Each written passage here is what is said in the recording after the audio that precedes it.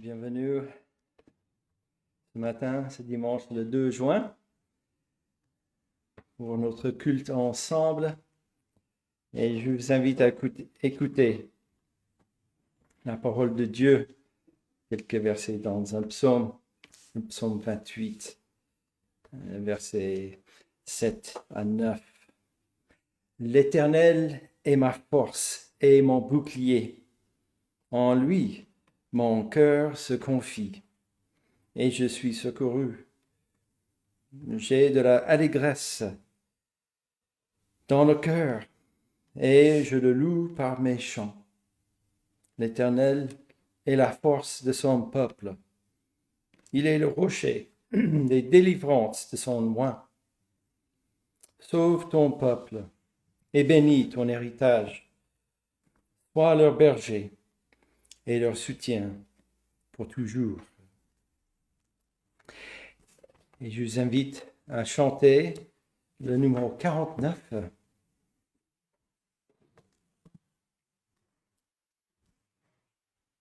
Numéro 49. Non point à nous, Seigneur. Non point à nous la gloire.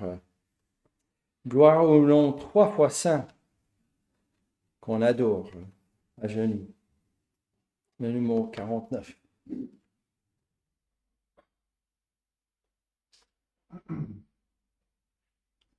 Non point à nous, Seigneur, non point à nous la gloire, gloire au nom 3 fois saint, qu'on adore à genoux, de tes bienfaits passés, tu couronnes l'histoire par les bienfaits nouveaux que tu répands sur nous. Tu nous as confié ta parole féconde, témoin de ta justice et de ta charité. Nous n'avons autre chose à proclamer au monde que la croix du Sauveur, mort et ressuscité. Le trésor est sans prix, mais le vase est d'argile. Toi seul tu peux soumettre et soutenir nos cœurs, que c'est dans ta grâce, ô Dieu de l'Évangile, il soit vaincu par elle et par elle le vainqueur. Seigneur, étends ta main pour bénir notre frère, ranime en lui l'amour, l'espérance et la foi. Consacre-le toi-même et que son ministère avec toi commencé se poursuive avec toi. Prions.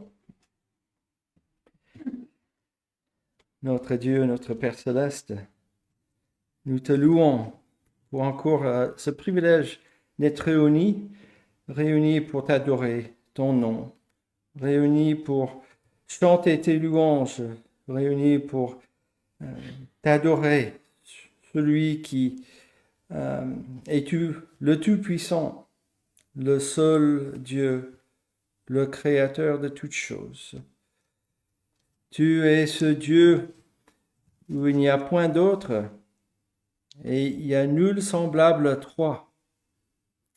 tu annonces des choses, ce qui arrive, et d'avance, tu annonces des choses qui n'est pas encore accomplies, et tu exécutes ta volonté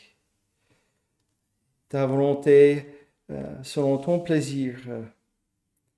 Tu es ce Dieu qui a ce dessein qui déroule sur ta création. Et nous y sommes, étant des créatures. Et nous venons à toi, ce Dieu qui s'est révélé dans sa parole à ces créatures rebelles. Nous venons à toi par ce moyen que tu nous as donné, notre Sauveur, Jésus-Christ, ton Fils qui est venu pour faire ce sacrifice pour nous réconcilier à toi, nous qui sont corrompus par le péché, la désobéissance, à toi qui es ce Dieu parfait. Et nous venons devant toi en reconnaissance que nous ne méritons pas ta faveur. C'est pas à cause de nos œuvres, car nos œuvres ne sont rien à tes yeux. C'est par cette œuvre de ton Fils que nous pouvons venir devant toi. Voilà le Dieu que nous adorons, le Dieu qui règne sur toutes choses.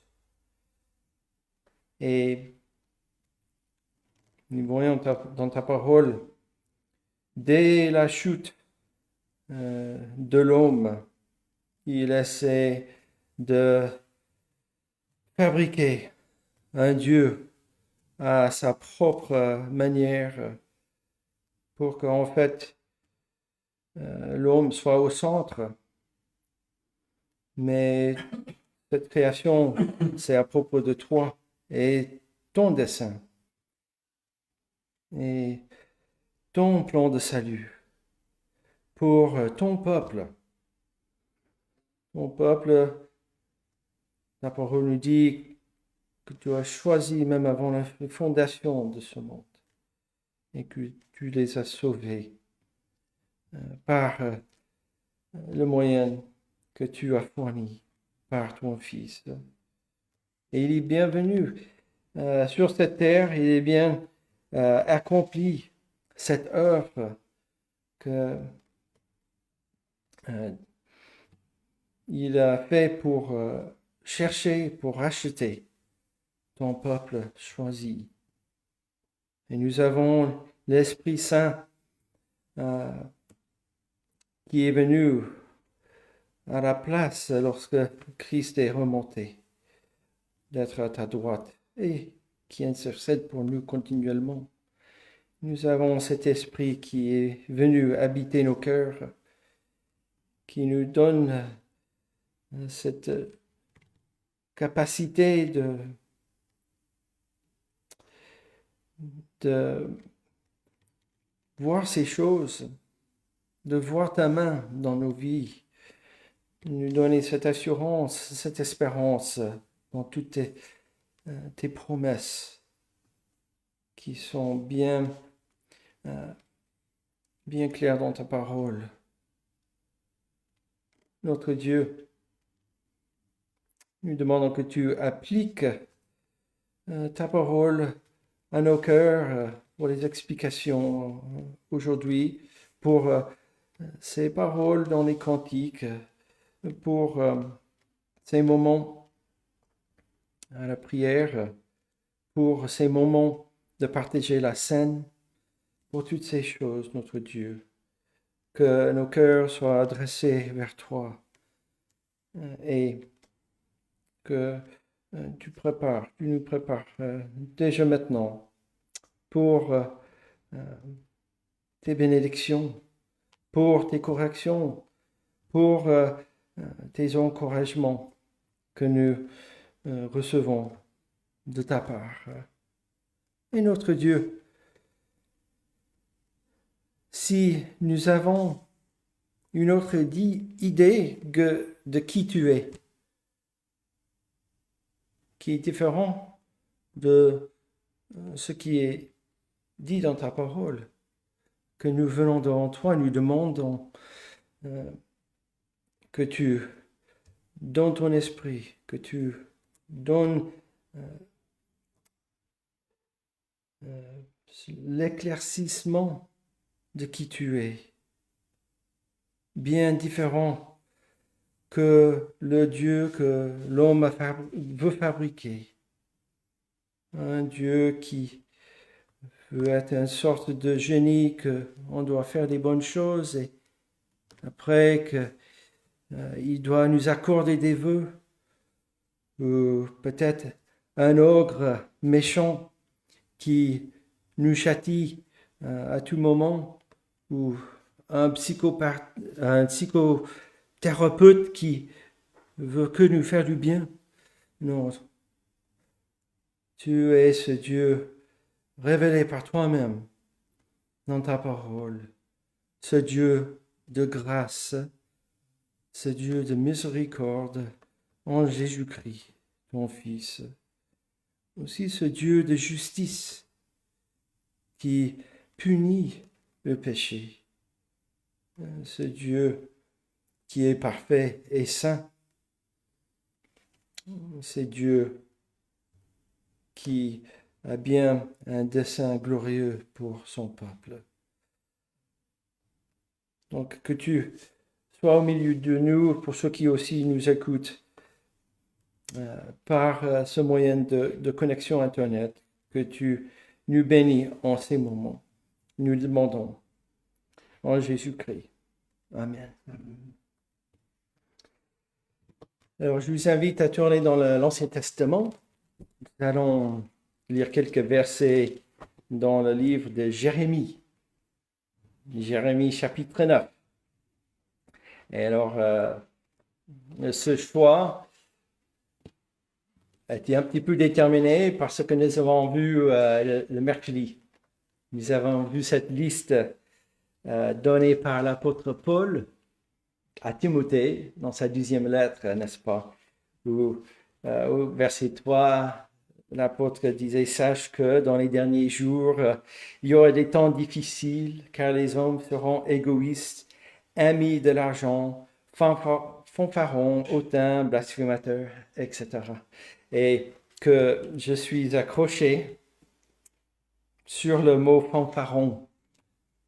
Et donc, je suis allé un petit peu loin pour regarder ce que ça voulait dire, fanfaron. Alors, je ne suis pas allé regarder le mot grec et le mot hébreu, désolé. C'est juste entre le français et anglais. Donc, fanfaron veut dire celui qui se vante de ses exploits réels ou supposés. D'accord? Donc, ça m'a aidé un petit peu à se vanter. Alors, dans ce passage ici, ça va être le verset 23 et 24. Le verbe ici, c'est se glorifier. Donc, en anglais, l'infinitif, c'est to boast. Et donc, j'ai bien cherché. Cette semaine, c'était intéressant de chercher quelques versets avec ce verbe. Et ici, le prophète Jérémie, qui habitait à l'époque, juste avant Jérusalem tombe aux mains des Babyloniens, les derniers rois après Josias et à Jérusalem, et le prophète Jérémie qui prophétisait beaucoup de jugements contre Juda pour courir après des idoles, et qu'il a même dit que Jérusalem allait tomber aux mains des Babyloniens. Mais bien sûr que c'était dans le dessein de Dieu que Dieu avait utilisé cette nation pour châtier son peuple mais il y a toujours un reste à cause de cette alliance, cette promesse que Dieu a faite à Abraham. Et pour le Messie qui vient, à Christ. Et donc nous allons juste lire les versets 23 et 24 où le prophète Jérémie dit « Ainsi parle l'Éternel, que le sage ne se glorifie pas de sa sagesse, que le fort ne se glorifie pas de sa force, que le riche ne se glorifie pas de sa richesse, mais que celui qui veut se glorifier se glorifie d'avoir de l'intelligence, de me connaître, de savoir que je suis l'Éternel, qui exerce la bonté, le droit et la justice sur la terre. Car c'est à cela que je prends plaisir, dit l'Éternel. Et je vous invite à chanter le numéro 281. Et il y a quelques minutes, Philippe vient de me dire « Oh, je ne sais pas si vous connaissez celui-là. » Donc, on va essayer. Philippe, est-ce que tu veux bien commencer le sport? Nous allons écouter. Est-ce que quelqu'un d'autre le connaît? Non? Envoie captif, Seigneur, de ta volonté sainte, ainsi je braverai l'atteinte du mal et de l'erreur. Je succombe à la peine, garde-moi de vous, celui que ton amour enchaîne, seul triomphe de tout. Bien. On y va? Non, on reprend. Ok, première strophe. Rends-moi captif, Seigneur, de ta volonté sainte, ainsi je braverai l'atteinte du mal et de l'erreur. Je succombe à la peine, garde-moi debout, celui que ton amour enchaîne, se triomphe de tout. Mon cœur tremble et perdu, s'il n'a trouvé son maître, c'est toi qui l'es, toi qui dois l'être, ou bien je suis perdu. Oh, le bonheur suprême d'être au nombre des tiens. Je ne suis vraiment qu'à moi-même que quand je t'appartiens. Seigneur des armes, moi, que sous ta main puissante, mon âme enfin obéissante se soumette à ta loi. Désormais j'abandonne un monde condamné. Les vrais biens sont ceux que tu donnes à qui t'as tout donné. Bien. Et maintenant, je vous invite à tourner dans le Nouveau Testament. Nous allons dans la première lettre aux Corinthiens. Peut-être vous devinez les versets déjà. 1 Corinthiens, chapitre 1, 18 à 31. Et là où, à la fin, l'apôtre Paul il écrit que celui qui se glorifie dans le Seigneur. Et je voudrais penser que peut-être lorsqu'il était en train d'écrire à l'église de Corinthe, qu'il a ces mots de Jérémie à l'esprit. Et bien sûr, lorsque l'apôtre il écrit ces lettres, il a tout l'Ancien Testament en appui, bien sûr. Donc, à partir de verset 18,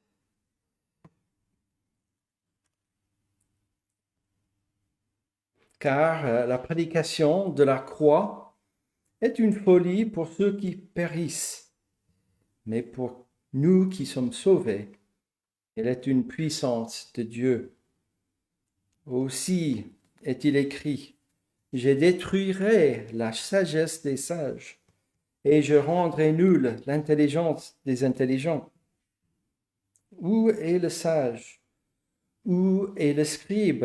Où est le raisonneur de ce siècle? Dieu n'a-t-il pas convaincu de folie la sagesse du monde? Car puisque le monde, avec sa sagesse, n'a point connu Dieu, il a plu à Dieu, dans sa sagesse, de sauver les croyants par la folie de la prédication. Les Juifs demandent des miracles et les Grecs cherchent la sagesse. Nous prêchons Christ crucifié, scandale pour les Juifs et folie pour les païens. Mais puissance de Dieu et sagesse de Dieu pour ceux qui sont appelés, tant juifs que grecs. Car la folie de Dieu est plus sage que les hommes, et la faiblesse de Dieu est plus forte que les hommes. Considérez, frères, que parmi vous qui avez été appelés, il n'y a ni beaucoup de sages selon la chair, ni beaucoup de puissants, ni beaucoup de nobles. Mais Dieu a choisi les choses folles du monde pour confondre les sages.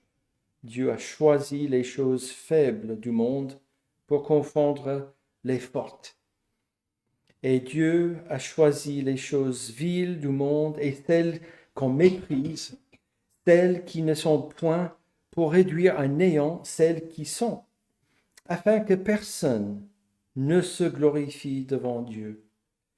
Or, c'est par lui que vous êtes en Jésus-Christ, qui, par la volonté de Dieu, a été fait pour nous sagesse, justice, sanctification et rédemption, afin, comme il est écrit, que celui qui se glorifie dans le Seigneur. Et jusque-là, la lecture, et je vous invite à chanter le numéro 261, que lui on connaît. Le 261, j'ai soif de ta présence, divin chef de ma foi. Dans ma faiblesse immense, que ferais-je sans toi? Donc chantons le 261.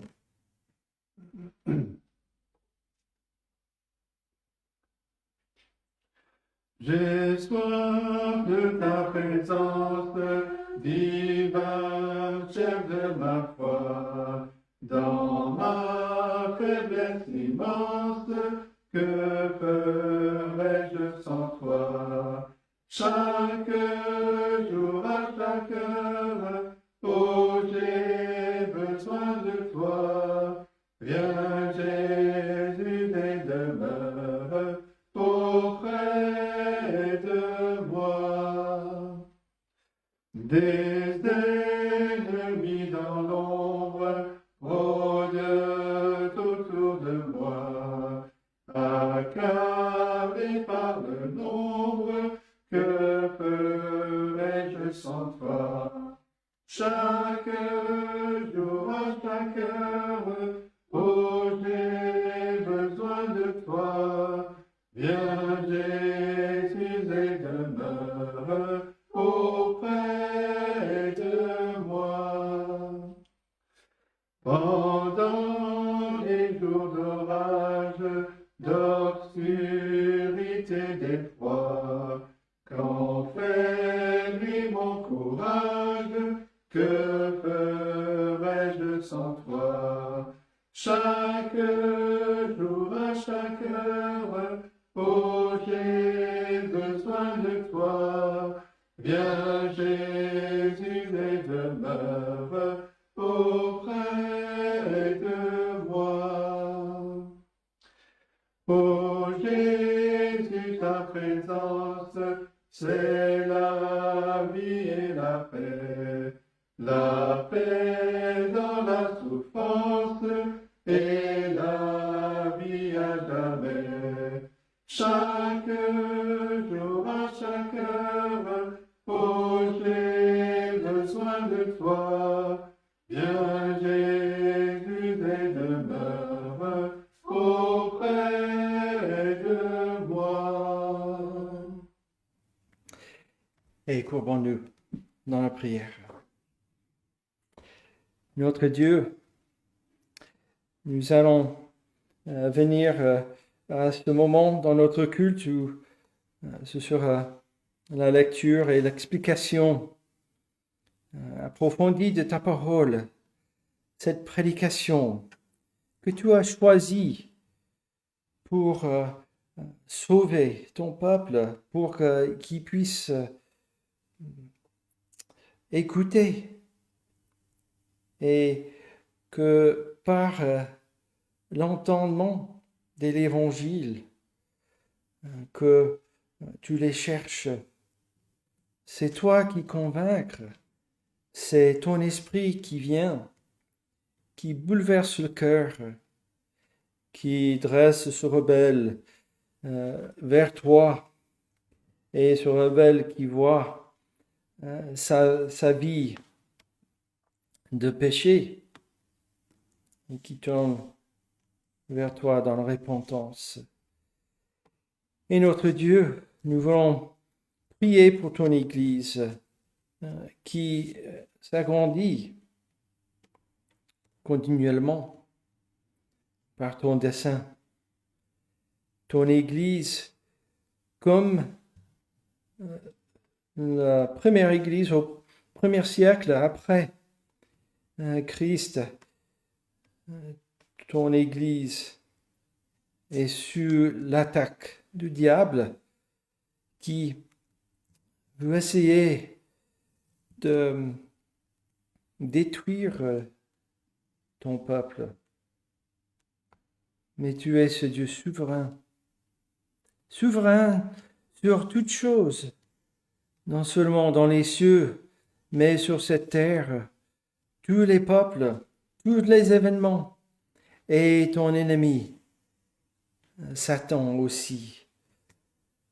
Tu contrôles toutes choses. Il n'y a rien qui s'échappe de ta main.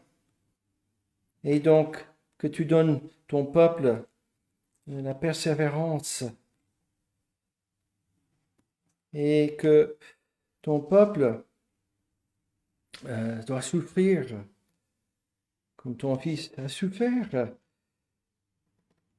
Et cette vie si difficile est aussi pour nous préparer d'être à l'image de ton Fils et que nous voyons la gloire à venir. Et donc, donne-nous la paix dans la souffrance. Donne-nous de voir ta gloire, de voir ta volonté qui se déroule, de pouvoir te glorifier et t'honorer dans toutes les situations. Et nous prions pour ton peuple qui sont dans l'affliction, que ce soit dans la persécution dans les nations où il y a peut-être une religion d'État qui est contre la vérité, contre l'Évangile, et qui doivent se réunir en secret. Seigneur, que tu les accordes ta paix. Et pour ton peuple qui souffre de la maladie physique, que tu soulages leur corps physique. Pour ceux aussi qui sont persécutés par toutes sortes d'attaques sur leurs esprits, que tu les aussi donnes leur cet esprit saint de toi qui remplit le cœur, qui fait déborder le cœur de joie, d'allégresse, même au milieu des afflictions. Que ta parole perce nos cœurs, que ta parole puisse nous édifier, nous encourager. À nous, pour tous ceux qui l'écoutent avec nous ce matin, et que tu bénis ta parole pour la gloire de ton nom, pour la gloire de ton Fils. Et nous demandons son nom. Amen. Un dernier cantique, le 179. Un cantique avant le message. Ta parole, Seigneur, est ma force et ma vie. À mes obscurs sentiers, elle sert de flambeau. Et semblable au soleil, elle me vivifie, éclairant tous mes pas jusqu'au seuil du tombeau. Et le troisième strophe que j'aime bien, livre consolateur, inspiré par Dieu même, mes yeux se sont ouverts à ta vive clarté. Je comprends maintenant combien le Seigneur m'aime. Et je sais à quel prix Jésus m'a racheté. Nous chantons ta parole, Seigneur. 179.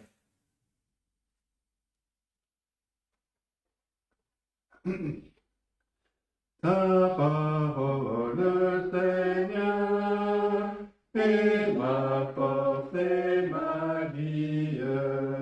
À mes obscurs sentiers, elle sert de flambeau, et semblable au soleil, elle me vivifie, éclairant tous mes pas jusqu'au seuil du tombeau.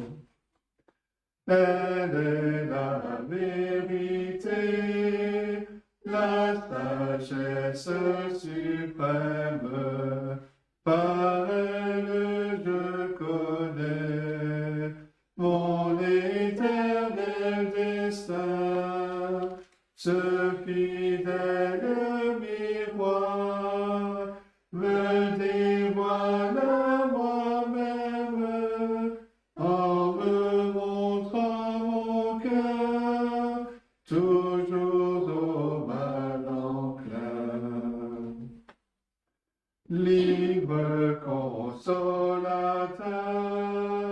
inspiré par Dieu même, mes yeux se sont ouverts à ta vive clarté. Je comprends maintenant combien le Seigneur m'aime, et je sais à quel prix j'ai Jésus m'a racheté. Heureux celui qui croit la divine parole. Heureux celui qu'enseigne et que guide l'esprit. Heureux qui, loin du monde, incrédule et frivole, c'est ainsi humblement aux pieds de Jésus-Christ.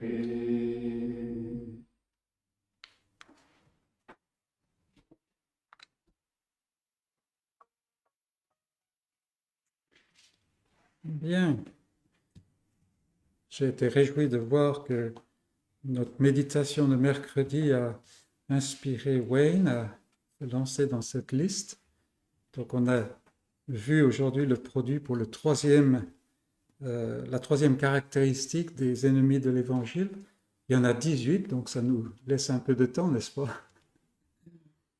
Oui, en fait, le fanfaron, je n'avais pas réalisé que ça nous bloquerait tellement ce mot. Peut-être aujourd'hui on dira vantard. Posters, c'est ça. Peut-être plus. Voilà. Mais on y reviendra mercredi, Dieu voulant. Pour ce matin, je vous invite à ouvrir la parole de Dieu dans l'Évangile selon Luc, au chapitre 8.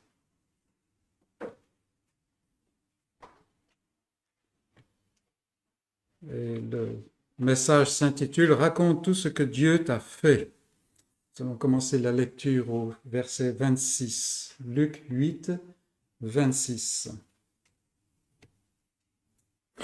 Donc Jésus vient de passer toute une journée à enseigner dans une barque et puis il traverse la mer de Galilée et il traverse une tempête. Et verset 26, ils abordèrent dans le pays des Géraséniens qui est vis-à-vis de la Galilée, à l'est de la mer. Lorsque Jésus fut descendu à terre, il vint au-devant de lui un homme de la ville, qui était possédé de plusieurs démons. Depuis longtemps, il ne portait point de vêtements et avait sa demeure, non dans une maison, mais dans les sépulcres. Ayant vu Jésus, il poussa un cri, se jeta à ses pieds et dit d'une voix forte, « Qu'y a-t-il entre moi et toi, Jésus, Fils du Dieu Très-Haut ? Je t'en supplie, ne me tourmente pas. » Car Jésus commandait à l'esprit impur de sortir de cet homme, dont il s'était emparé depuis longtemps. On le gardait lié de chaînes et les fers aux pieds, mais il rompait les liens, et il était entraîné par le démon dans les déserts, dans les lieux désertiques. Jésus lui demanda, « Quel est ton nom ?» « Légion, répondit-il, car plusieurs démons étaient entrés en lui. Et il priait instamment Jésus de ne pas leur ordonner d'aller dans l'abîme. Il y avait là, dans la montagne, un grand troupeau de pourceaux qui paissaient, et les démons supplièrent Jésus de leur permettre d'entrer dans ces pourceaux. Il le leur permit. Les démons sortirent de cet homme, entrèrent dans les pourceaux, et le troupeau se précipita des pentes escarpées dans le lac et se noya. Ceux qui les faisaient paître, voyant ce qui était arrivé, s'enfuirent et répandirent la nouvelle dans la ville et dans les campagnes. Les gens allèrent voir ce qui était arrivé. Ils vinrent auprès de Jésus et ils trouvèrent l'homme de qui étaient sortis les démons assis à ses pieds, vêtu et dans son bon sens. Et ils furent saisis de frayeur. Ceux qui avaient vu ce qui s'était passé leur racontèrent comment le démoniaque avait été guéri. Tous les habitants du pays des Géraséniens prièrent Jésus de s'éloigner d'eux, car ils étaient saisis d'une grande crainte. Jésus monta dans la barque et s'en retourna. L'homme de qui étaient sortis les démons lui demandait la permission de rester avec lui. Mais Jésus le renvoya en disant « Retourne dans ta maison et raconte tout ce que Dieu t'a fait. » Il s'en alla et publia par toute la ville tout ce que Jésus avait fait pour lui. Et c'est la parole de Dieu. Ce matin, nous focaliserons davantage sur ces deux derniers versets, 38 et 39, où le Seigneur envoie cet homme avec une mission. Le passage où se trouve notre texte aujourd'hui est bien connu. Et alors que je donnais lecture, j'avais des tas d'idées qui me venaient. On pourrait rester des semaines et des semaines sur ce passage, tellement il est riche. On y voit le Seigneur Jésus s'y révéler comme celui qui a le pouvoir sur les forces du mal. Dans le passage qui précède, on le voit exercer son pouvoir sur les éléments, si bien que le vent et les flots, nous lisons, s'apaisèrent et le calme revint. Et ils abordent le rivage. Le résultat de cette manifestation de puissance dans la barque, le résultat, c'est que les disciples sont saisis de frayeur. Ils se demandent, quel est donc celui-ci? Voilà la question. Qui est celui-ci, à qui même les éléments obéissent? Et la réponse leur est donnée dans le passage suivant, notre passage ce matin, quand un homme possédé s'exclame, « Qu'y a-t-il entre toi et moi, Jésus, Fils du Dieu très haut ?» Quel est donc celui-ci? Il est Jésus, Fils du Dieu très haut. Le Fils du Dieu suprême est ici, sur terre, au milieu d'eux. Dieu lui-même est venu. Et en fait, s'ils avaient réfléchi comme cela, ils auraient pensé, bien entendu, à leurs écritures, à Ésaïe qui nommait celui qui devait venir Emmanuel, Dieu avec nous. Il est venu, Dieu est venu vers nous et il est rempli à la fois de puissance et de compassion. Et c'est ce que nous voyons ici. En contraste à cela, les gens de l'endroit, les gens de la ville, eux, sont dans une totale faiblesse. Ils évitent maintenant de passer par l'endroit où se trouve cet homme. Ils ont échoué, ils ont essayé de le maîtriser avec des liens, n'est-ce pas? Mais c'était en vain. Et les forces du démoniaque étaient au-delà de cela, si bien que maintenant les gens font un détour pour éviter l'endroit. Leur faiblesse. En outre, quand ils viennent le lendemain, quand l'homme est guéri, qu'il est dans son bon sens, voilà, les gens viennent parce que on leur a dit, voilà, les cochons ont péri dans la mer, et ils voient un homme qui est guéri. Mais toute leur attention est occupée par le troupeau de cochons. Donc d'un côté, on a le Sauveur, Dieu lui-même, qui est venu, rempli de puissance, rempli de compassion, n'est-ce pas? Et de l'autre côté, on a ces gens qui sont en fait tellement typiques de l'être humain, n'est-ce pas, dans la faiblesse et avec un cœur endurci, avec un cœur qui s'occupe simplement des possessions. Et ici, on a exactement une image du monde, des hommes dans lequel nous vivons. Exactement cette image. Des forces puissantes, des forces invisibles agissent parmi les hommes. Il y a des démons. Ces forces peuvent agir dans tout être humain, n'est-ce pas? Se saisissent de la nature de ces gens. Et en fait, l'être humain cherche sans arrêt à se libérer de cela, soit par des incantations, soit par toutes sortes de choses, n'est-ce pas? Ils vont courir après toutes sortes de solutions, mais tout est en vain. Et c'est ce que nous voyons ici. Nous voyons autour de nous, nous voyons ici. On avait essayé de restreindre cet homme, mais il rompait les liens. Et combien de fois, en tant qu'être humain naturel, on cherche à lutter contre des forces qui sont au-delà de nous, n'est-ce pas? Et qui, en fait, nous défont continuellement. l'impuissance de l'être humain, l'impuissance de l'homme. Son manque de compassion aussi. Qui se soucie de vous dans le monde quand vous passez par l'épreuve? Quand tout va bien, on a des amis. Quand on passe par l'épreuve, c'est là qu'on connaît ses vrais amis. Et ils sont en beaucoup moins grand nombre, n'est-ce pas? Et surtout quand la chose dure. Oui, nous vivons dans un monde et nous sommes désarmés, un monde qui est égoïste et qui n'a pas de réponse.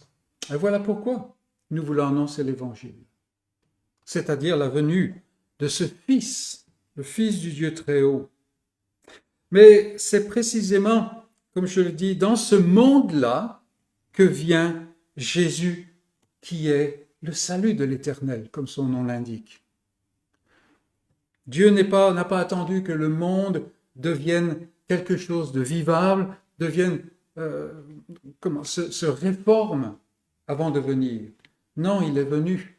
Il est venu parmi ceux qui auraient dû savoir, et même ceux-là ne l'ont pas reçu.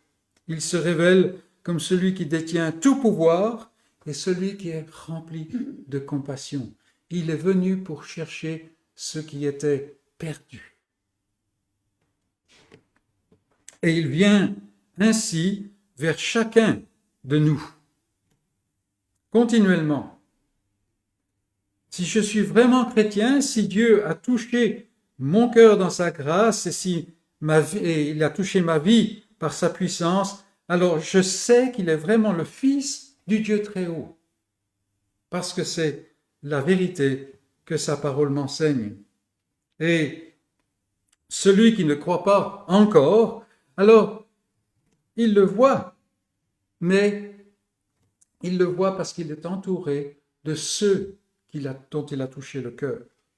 Et on peut voir dans ces gens à la fois la puissance sur le péché et la compassion face à la condition de l'homme. Et cela nous pose un défi si nous sommes croyants. Est-ce que nous vivons ainsi devant le monde, si bien que le monde sait qui est Jésus-Christ à travers son peuple? C'est la question qui se pose, n'est-ce pas? Est-ce que c'est ainsi que je vis? Et nous allons voir un peu plus loin comment cela se révèle dans ce passage. Le Seigneur se révèle à travers son peuple.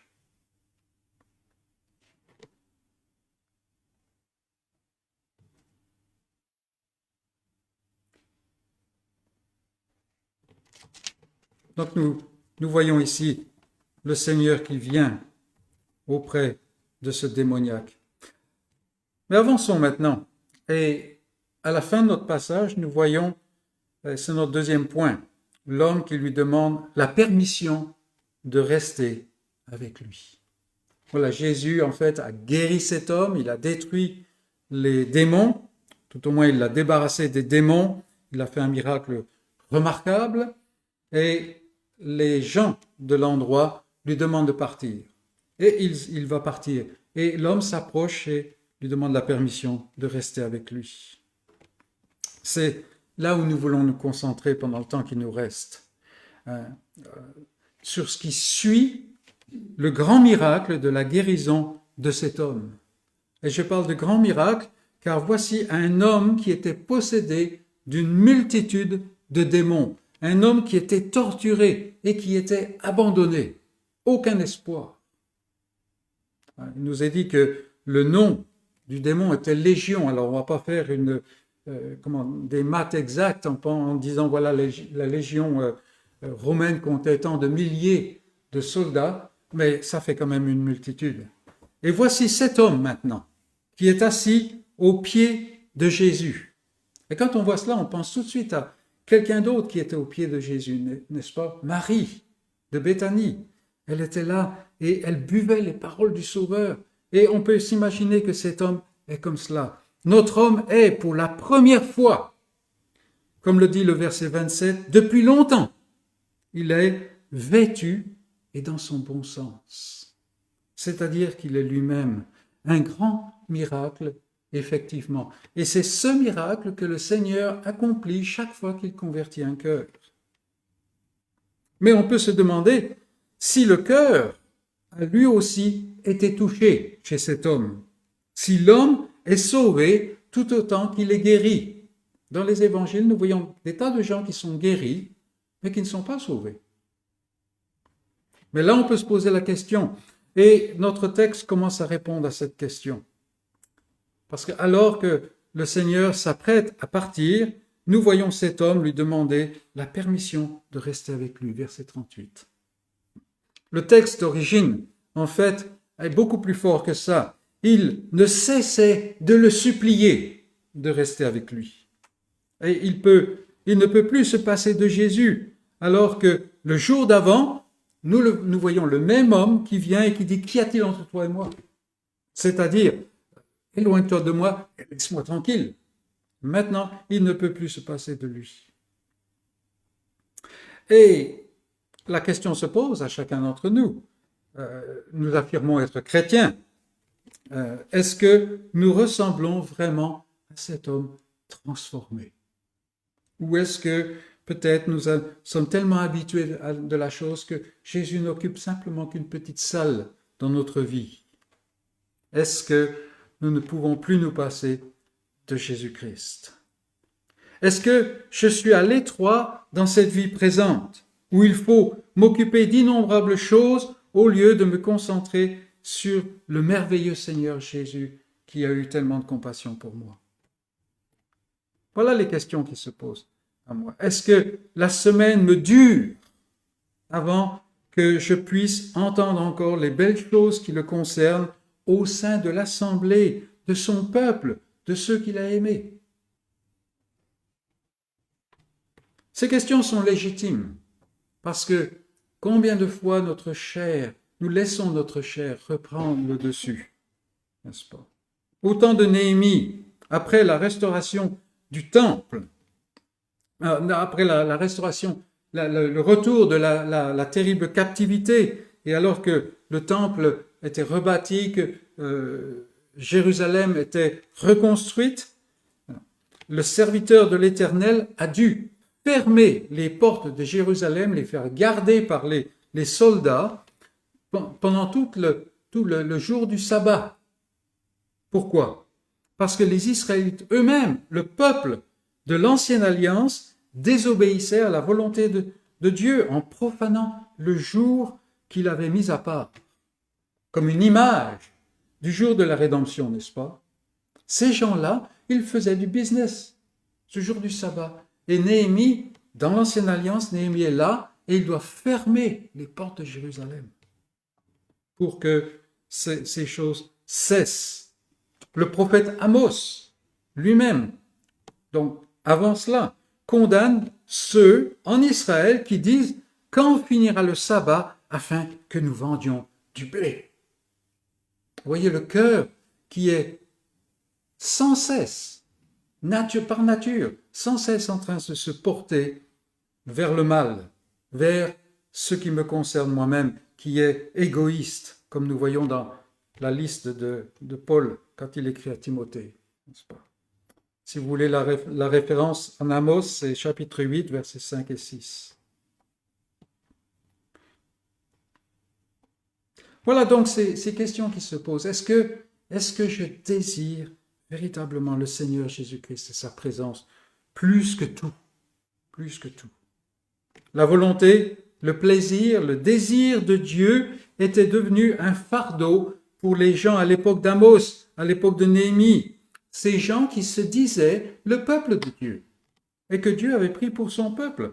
Mais le cœur est encore gouverné par la loi. Pourquoi? Pourquoi ces choses étaient devenues un fardeau? Parce que le cœur était toujours dans le monde.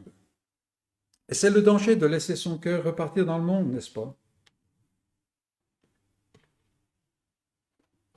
Ne nous reposons pas sur le nom que nous nous donnons.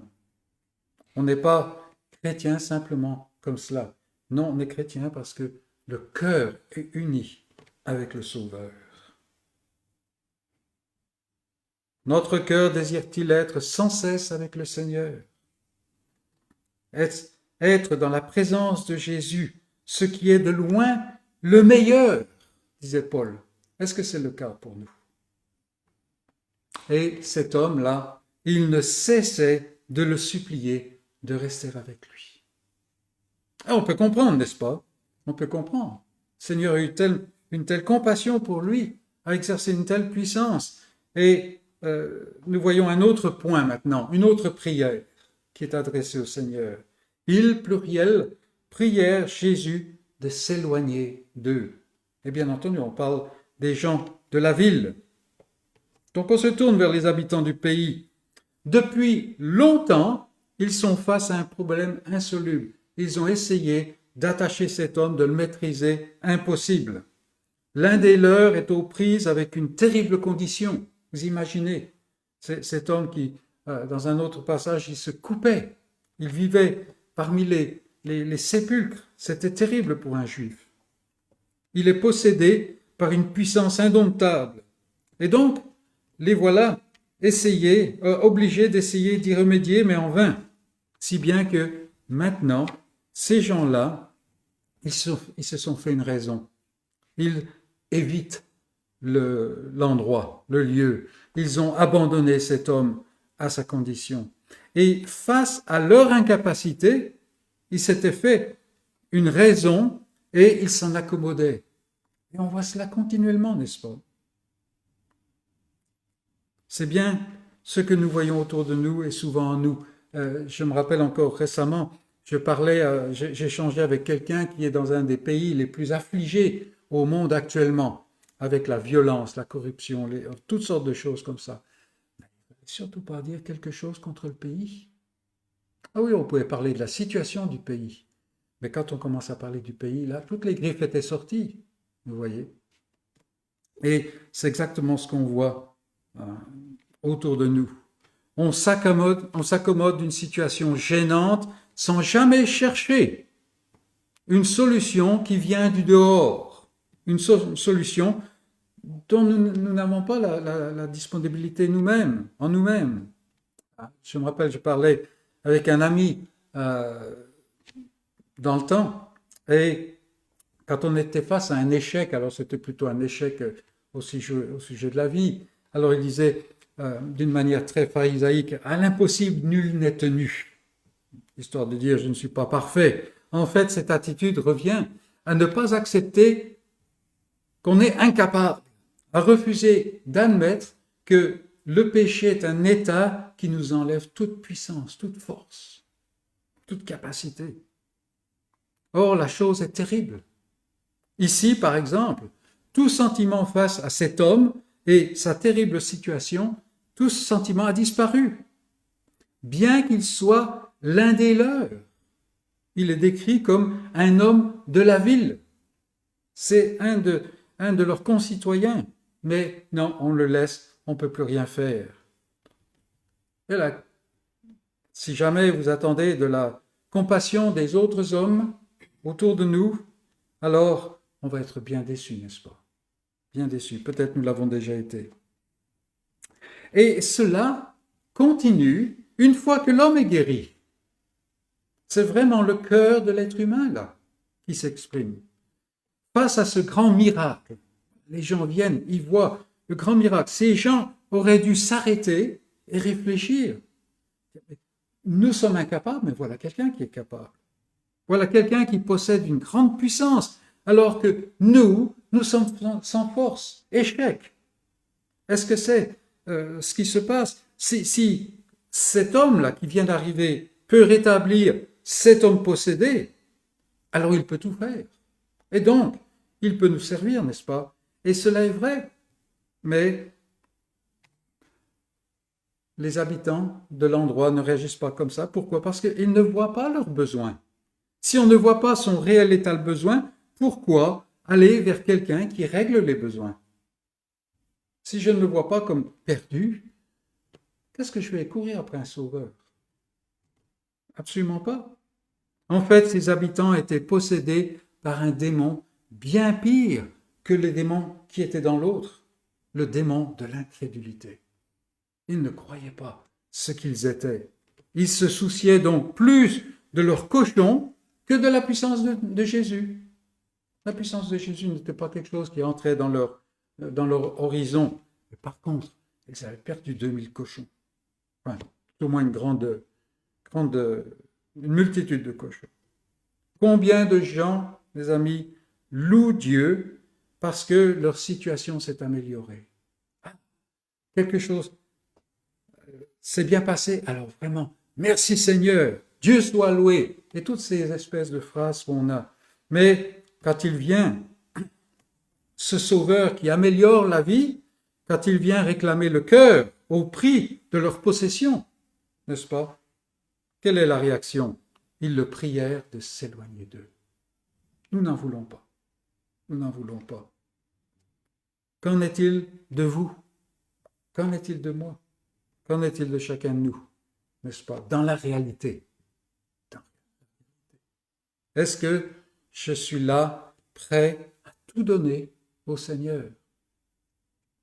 Et pour aller plus loin, est-ce que cela, c'est un point quelque part dans mon passé que j'utilise comme témoignage, ou est-ce que c'est toute la dynamique de ma vie? Pas parfaitement, nous sommes dans la chair, n'est-ce pas? Mais quand même, il y a une dynamique. Donc lui le suppliait de l'accompagner, eux le suppliaient, le priaient de partir, de s'éloigner d'eux. Et nous passons à un autre point, notre troisième point, que j'intitule « Dans sa grâce, Jésus refuse d'accéder à la requête de cet homme. » Dans sa grâce, Jésus refuse. Nous avons vu les démons supplier Jésus et Jésus leur accorde leur requête. Envoie-nous permets-nous d'aller dans les cochons. Ils ne savent pas, ils ne réalisent pas qu'est-ce qui va se passer. Mais Jésus leur dit, ok, vous y allez, n'est-ce pas? Et ce fut leur perdition. Nous voyons aussi les habitants de la ville le supplier de s'éloigner d'eux, ce qui résultera certainement dans leur perdition si rien d'autre ne se passe. Et Jésus accède immédiatement à leur requête. Il repart de l'autre côté du lac. Aussi, nous trouvons étrange, n'est-ce pas, de voir l'homme qui est maintenant uni à Jésus essuyer un refus alors qu'il lui demande avec instance de rester avec lui. Étrange, n'est-ce pas? Incompréhensible. Pourquoi le Seigneur répond-il de cette manière à cet homme? Pourquoi est-ce qu'il lui refuse son désir? Et ces paroles montrent ce que Jésus a en tête. Retourne dans ta maison. Retourne dans ta maison. Va vers ces gens qui viennent justement de me rejeter. Jésus refuse parce que son cœur est rempli de compassion pour l'homme pécheur. Le cœur de Jésus est rempli de compassion pour ces gens qui le rejettent. Et c'est pour cela qu'il refuse la requête de cet homme. Eux ont fini avec lui. Quitte le territoire, on n'a pas besoin de toi. Mais lui n'a pas fini avec eux. Lui n'a pas fini avec eux.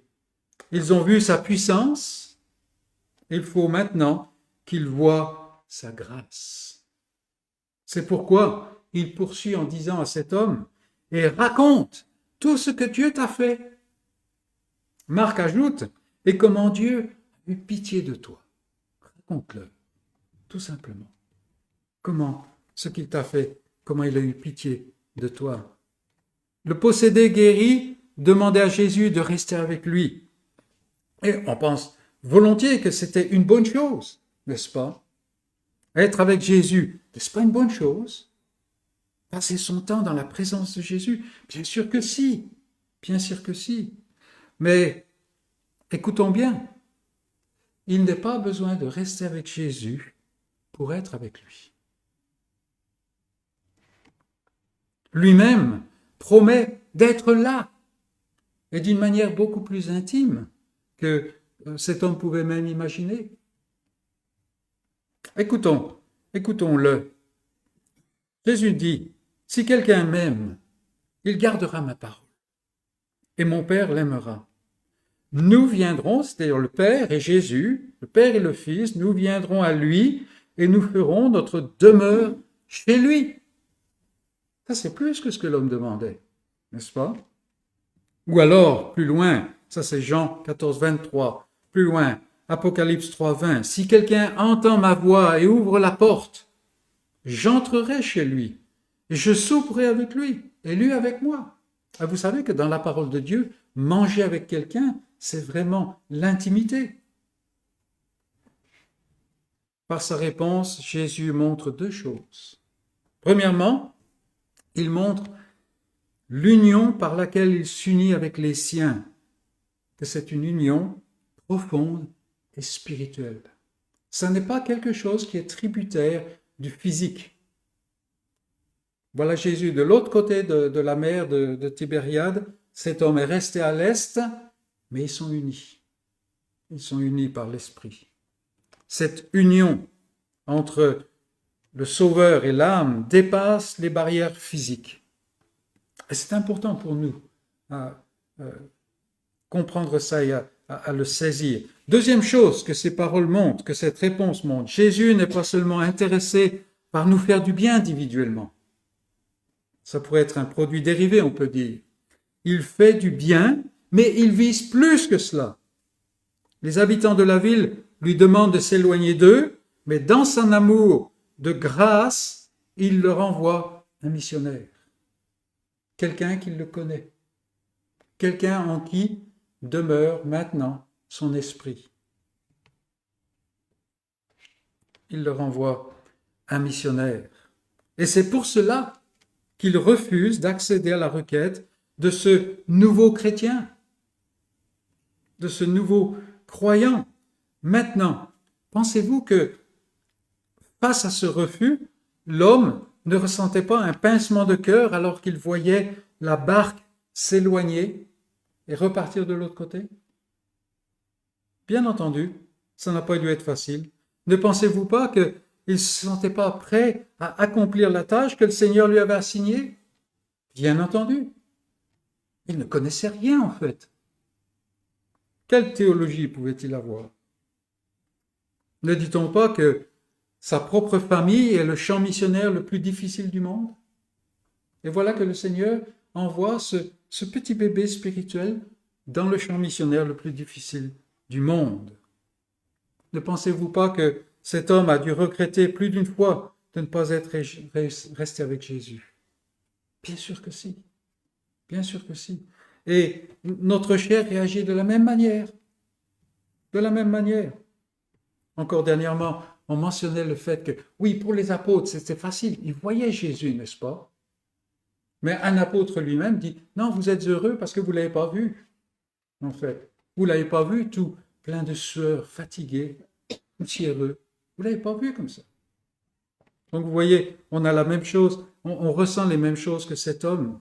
Or, nous lisons au sujet de cet homme qui avait probablement ce pincement de cœur, qui avait probablement ce désir et tout cela, nous lisons, il s'en alla et publia par toute la ville. Et là, on voit véritablement le vrai chrétien. Marc va plus loin que cela. Il dit, dans son rapport parallèle, il s'en alla et se mit à publier dans la Décapole. Décapole, c'est 10 villes, toute la région. Il a publié ce message dans toute la région. L'homme fait ce que Jésus lui a demandé de faire. Et même, il fait au-delà de cela. Et simplement une petite parenthèse, nous n'avons aucune indication qu'il ait eu le moindre fruit. Alors ça ne veut pas dire qu'il n'y avait pas de fruit, mais ça veut dire que l'attention, le regard n'est pas porté sur cela. Le regard est porté sur l'obéissance.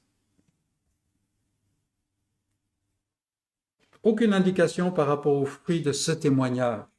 Non, c'est ce que Jésus a demandé et cet homme le fait.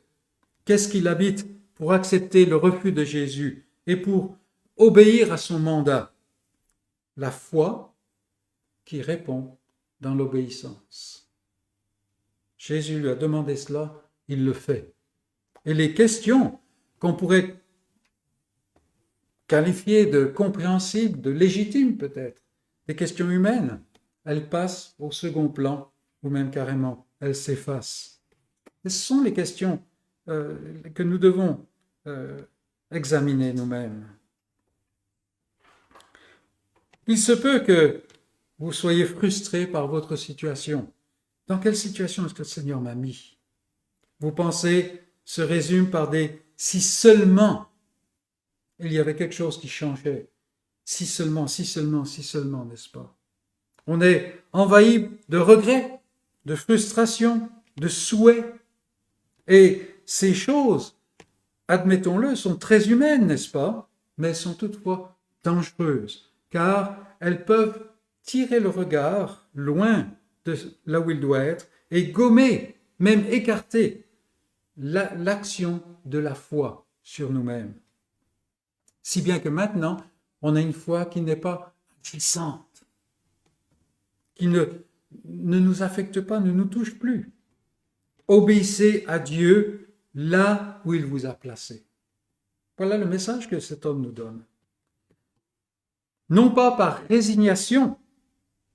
On aurait pu penser, oh, l'homme, il voit la barque partir, n'est-ce pas? Et puis il se détourne, il rentre dans la ville en traînant les pieds. Bon, il m'a demandé de faire ça, je vais le faire en espérant qu'il va revenir et ainsi de suite, n'est-ce pas? Non par résignation, mais dans l'obéissance qui vient de la foi. Et ça, c'est la manière dont Paul parle de l'effet de l'évangile sur le cœur, dans le premier chapitre de Romains. Cet homme alla et publia. Il fit connaître partout. Non seulement il ne regardait pas en arrière, si seulement, mais il allait de l'avant avec détermination et persévérance, comme je l'ai dit, dans la Décapole, toute la région. La ville ne suffit plus.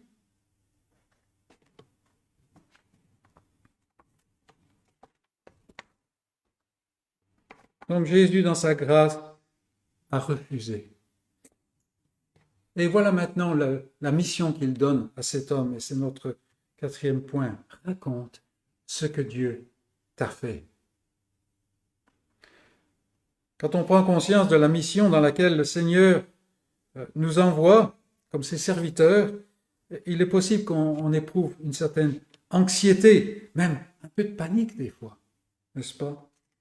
Qu'est-ce que je vais dire? Qu'est-ce que je vais dire? Je suis tellement inexpérimenté, je ne sais pas comprendre ces choses, je n'arrive pas à mettre les choses ensemble, n'est-ce pas? Et il faut que je me forme. Il faut que j'apprenne des tas de choses, n'est-ce pas? Et bien entendu, cette réaction est très humaine et très compréhensible. Je me rappelle, il y a des années maintenant, j'ai découvert cette merveilleuse foi de la grâce souveraine de Dieu en Christ seul, n'est-ce pas? Et simplement à travers les prédications et les lectures, et tu sais ce que c'est? Tu as l'impression que tu as les choses un peu comme ça en vrac. J'avais tellement le désir de les ordonner. Ah, il faut que je me forme. Et dans sa grâce, le Seigneur a refusé ça. Refusé cela.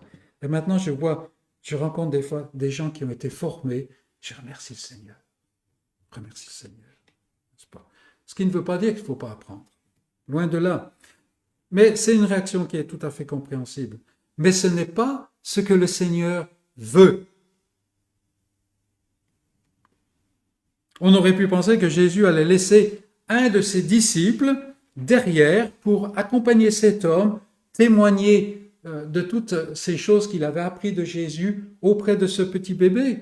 Mais il envoie plutôt ce bébé au milieu des loups, on pourrait dire, n'est-ce pas? Non, il ne laisse pas quelqu'un auprès de lui. C'est lui-même qui reste là. Il agit ainsi parce que l'homme lui-même, cet homme guéri, cet homme transformé, c'est lui qui est le message, en fait. Il lui faut raconter. Raconter quoi? Tout ce que Dieu t'a fait. Alors que les habitants entendent le message de l'homme, alors qu'il leur donne témoignage, si on peut dire, n'est-ce pas? Ils voient devant eux la puissance de Dieu. Et si Dieu leur donne des yeux pour cela, ils voient la grâce de Dieu, parce que cet homme est envoyé vers eux. Personne n'est allé chercher Jésus, c'est lui qui est venu.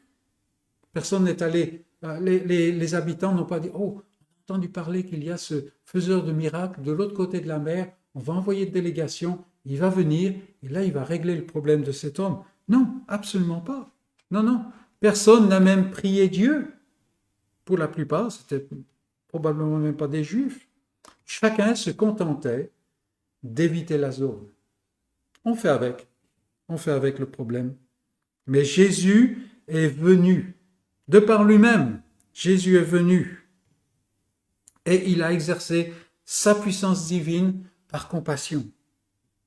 Il ne s'est pas contenté de remporter la victoire sur les forces du mal. Déjà, cela aurait été quelque chose de remarquable. Non, il a eu pitié de l'homme.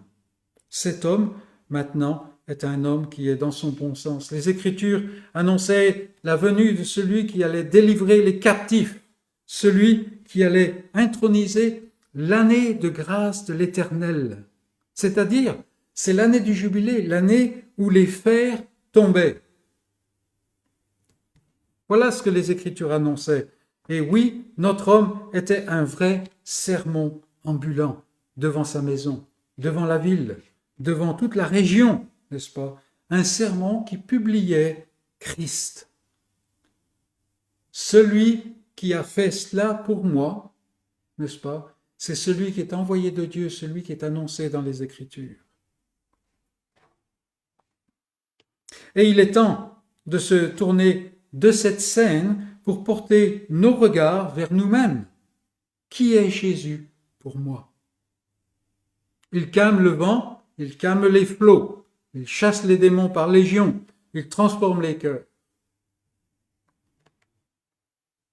Alors, est-ce que je vais le regarder seulement comme quelqu'un qui a détruit un immense troupeau de cochons, comme quelqu'un qui veut me priver de tout ce que la vie peut m'offrir? Combien de gens affirment être croyants et pourtant ils ont cela au fond du cœur, n'est-ce pas? Ne faisons-nous pas l'erreur des habitants pour lesquels les cochons étaient plus importants que l'âme de cet homme possédé?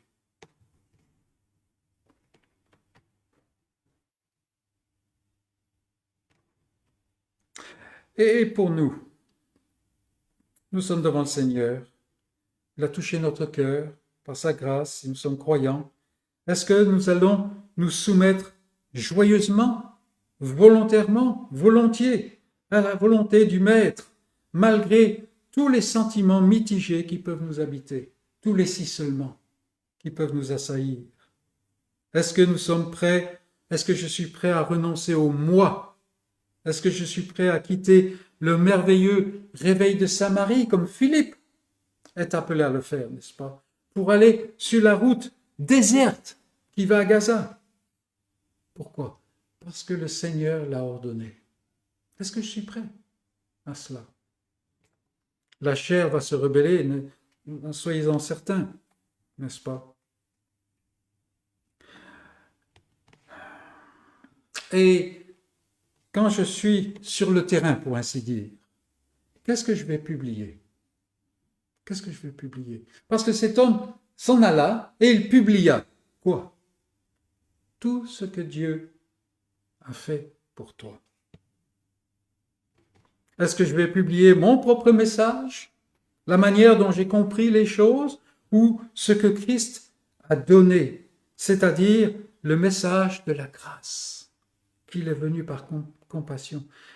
Est-ce que je vais dire comment il a eu compassion de moi alors que j'avais démérité de tout, alors que j'étais dompté par le mal, alors que je suppliais de s'éloigner de moi?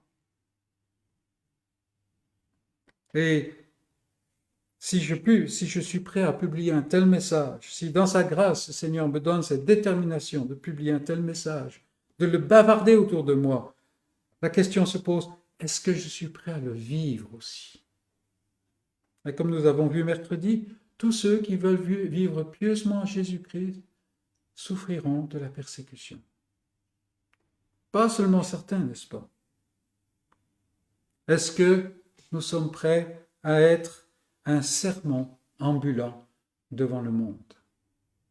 Si bien que les gens demandent, mais pourquoi? Pourquoi? Telle est la question.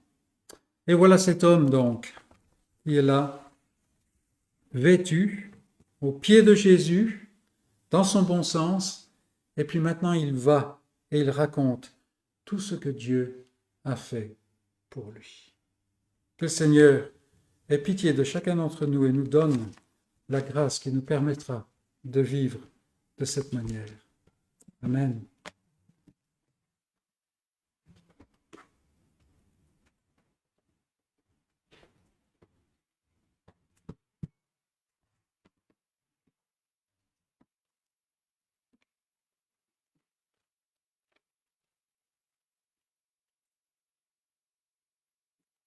Nous allons chanter le numéro 160. Le numéro 160. Jésus-Christ est ma sagesse. Et pour nous garder en mémoire, nous allons chanter avec la mélodie dite béninoise, c'est ça? On avait appris, qui est autrement que la mélodie dans le livre de Cantiques là. Donc, le numéro 160.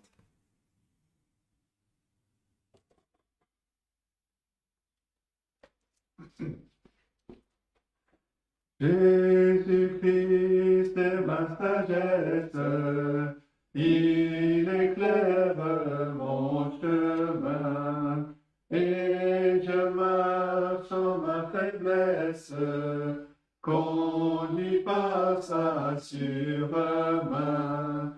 Il éclaire mon chemin, il éclaire mon chemin, et je marche dans ma faiblesse, conduit par sa sûre main. Jésus-Christ est ma justice, son sang a coulé pour moi. Je trouve en son sacrifice paix et pardon par la foi. Son sang a coulé pour moi, son sang a coulé pour moi. Je trouve en son sacrifice paix et pardon par la foi. Jésus-Christ me sanctifie, au divin cep attaché. Je reçois de lui la vie qui m'affranchit du péché. À toi, Jésus, attaché, à toi, Jésus, attaché. Je reçois de toi la vie qui m'affranchit du péché. Jésus, en payant ma dette, a l'empire m'a racheté. Près de lui, ma place est prête, au ciel pour l'éternité. Jésus, tu m'as racheté. Jésus, tu m'as racheté. Et déjà ma place est prête, au ciel pour l'éternité.